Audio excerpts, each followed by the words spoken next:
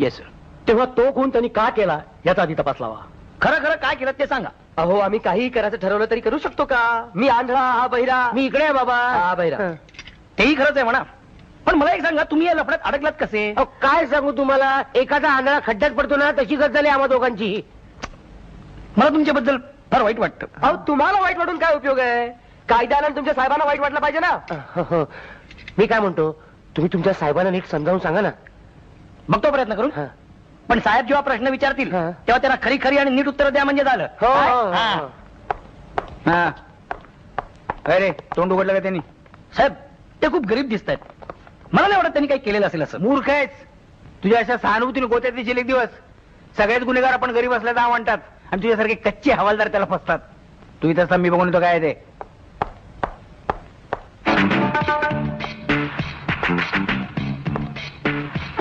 बोल, काय घरनं आणलं काय रे? अहो, हवालदार साहेब. ए हवालदार दिसतो का रे मी तुला? इन्स्पेक्टर सर्जेराव शिंदे बोल. हे बघ, अहो मी काहीच बघू शकत नाही, पण तुम्हाला दिसतो ना साहेब. ए प्रश्न विचारायला कोणाला येतं, तू का मी? नाही तुम्हीच. पण जर तुम्हाला दिसत असेल, म्हणजे दिसत असणारच, तर तुम्हाला हे ओळखायला हरकत नाही की मी आंधळा आहे. तू आंधळा आहेस का मुका आहे त्याच्याशी मला काय कर्तव्य नाही आहे. तुम्ही दोघं संशयित गुन्हेगार आहात एवढं मला निश्चित माहिती आहे. अहो पण आम्ही काही गुन्हा केला नाही साहेब. गुन्हा नाही केला. मग प्रत्यक्ष काय पाहिलं? अहो मी काय नाही पाहिलं साहेब, म्हणजे मला काही दिसलंच नाही. हा फक्त एका बाईचा वास आला मला. अरे वा, तुला बायकांचे वास पण येतात. बायकांचा म्हणजे तुम्ही लावलेले सेंटचा. सेंटचा चांगला होता साहेब. चांगला वगैरे नंतर. कोण कोण गेलं तर सांग पहिला. नाही नाही साहेब, मी काय नाही पाहिलं माहित साहेब. नाही? नाही साहेब, अजिबात माहित अजिबात नाही. तुला माहितीये की नाही रे? ए तू तू होतास ना तिकडा? वाचा बसली का रे तुझी? मग साहेब तुम्ही कल्याणच्या मागच्या बाजूने बोलत असाल तर त्याला काय कळणार नाही, कारण तो बहिरा आहे. तो ओठांच्या हालचालीवरनं बोललेलो ओळखतो.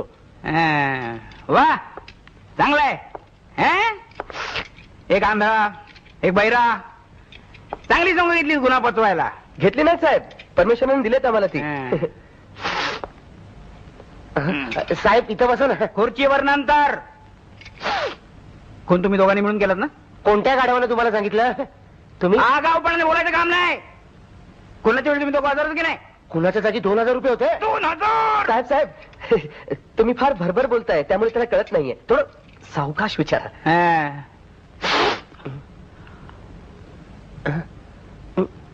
खून कुणी केला? कोणी केला आम्हाला काही माहिती. असं काय बोलतोय? कारण तो बहिरा आहे, खुळा नाही. खुळा नाही. तुझ्या हातात पिस्तूल कसं आलं? चुकून चुकून तोंडातून शिवी जशी येते तसं चुकून पिस्तूल हातात आलं. तू काय आवाज ऐकला? मला ऐकू कुठे येते.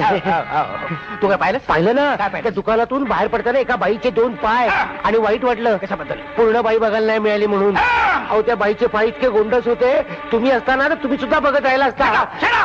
अहो साहेब आम्ही दोघांनी काही केलं नाही हो, आम्हाला सोडून द्या. तू बडबड बंद. तुम्हाला दोघांना खुनावर प्रकाश टाकलाच पाहिजे. अहो मी फक्त अंधार टाकू शकतो साहेब. हवालदार घेऊन जा, या दोघांना घेऊन जा.